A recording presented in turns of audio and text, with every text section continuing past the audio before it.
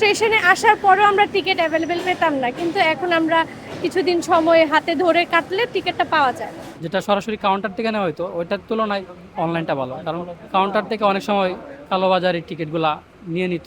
পুরোপুরি যে অনলাইনের বিষয়টা, এটা অবশ্যই ভালো। এটা হচ্ছে যাত্রীদের জন্য অবশ্যই এটা একটা সুখকর বিষয় হবে যে যার যেটা টিকিট সে সেখানে বসবে।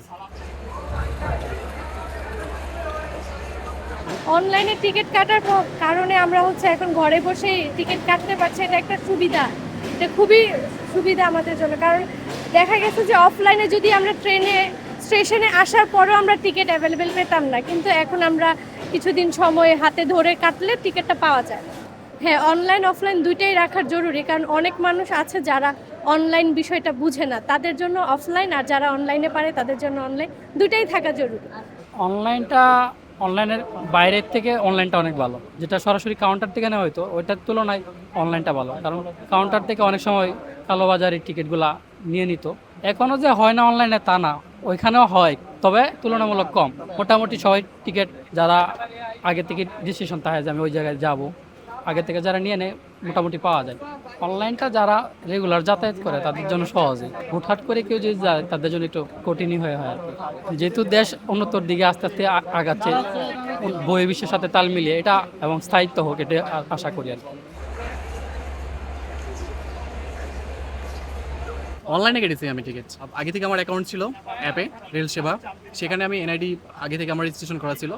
জাস্ট ওখানে ঢুকে দেখলাম যে কোন ট্রেনটা খালি আছে, তারপর আর কি কাটলাম। সেটা তো অবশ্যই ভালো হয়েছে, কারণ দেখা যাচ্ছে যে অনেক সময় টিকিট ব্ল্যাকে বিক্রি হয়। তারপর দেখা যাচ্ছে যে ডাবল টিকিটও বিক্রি হয়, যে আমি ওই সিটের টিকিট কেটেছি, পরে এসে দেখলাম যে আরেকজন এসে বসে আছে। সেক্ষেত্রে এই যে পুরোপুরি যে অনলাইনের বিষয়টা, এটা অবশ্যই ভালো। এটা হচ্ছে যাত্রীদের জন্য অবশ্যই এটা একটা সুখকর বিষয় হবে যে যার যেটা টিকিট সে সেখানে বসবে। যারা অনলাইনের সিস্টেম বোঝে না, যেমন অনেকে প্রান্তিক পর্যায়ের লোকেরা আছে যারা অনলাইনে টিকিট কাটতে পারে না, বা দেখা যাচ্ছে অ্যাপ কীভাবে কন্ট্রোল করতে হয় সেটা বোঝে না, সেক্ষেত্রে এদের জন্য আলাদাভাবে যে অফলাইনের ব্যবস্থা আছে সেটাও তো রাখা উচিত। আমার কাছে স্বাভাবিক মনে হয়েছে। সবসময় চাই এরকম স্মুথ জার্নি হোক, এটাই চাই সবসময়। অনলাইনে আমাদের জন্য অবশ্যই সুবিধা, কারণ আমরা যারা ইয়াং, যারা আইটি সম্পর্কে ধারণা রাখি, তাদের জন্য আসলে প্ল্যাটফর্মে এসে বা স্টেশনে এসে টিকিট কাটার প্রয়োজন বোধ মনে করি না। আমি মনে করি অনলাইনে টিকিট আমাদের জন্য ভালো। অনলাইনে টিকিট কাটা হয়েছে, আলহামদুলিল্লাহ।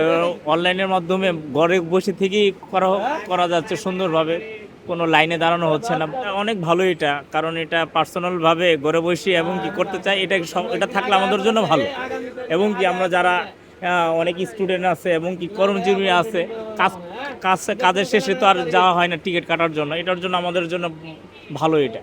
এটা তো আসলে ভালোই, কারণ এখানে তো অনেক হ্যারাসমেন্ট হয়, আসলে অনেক লাইন থাকে, ভিড় থাকে। তো অনলাইনে কাটলে এটা আসলে ভালো, ঘরেই কাটা যায়, কোনো এক্সট্রা কোনো কষ্ট হয় না।